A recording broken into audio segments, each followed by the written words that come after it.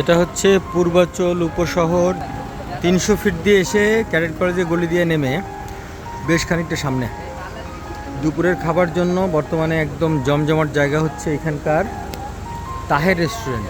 ওই যে দূরের তাহের রেস্টুরেন্ট, কিন্তু ওইখানে বসার তিল পরিমাণ জায়গা নেই। সো নতুন আরেকটা যেটা উঠছে সেটা হচ্ছে মমতাজ রেস্টুরেন্ট। এখানে খাইলাম, খুব ভালো লাগলো, খাওয়ার আয়োজন খুব ভালো।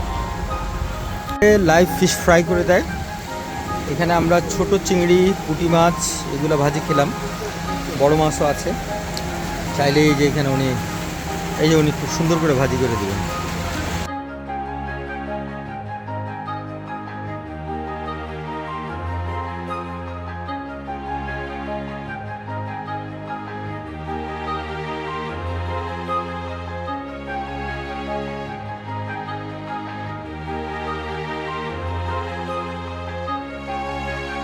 বৃষ্টি নেমে গেছে, বাসায় যেতে হবে। ভালো একটা খাওয়া খেলাম, ভালো।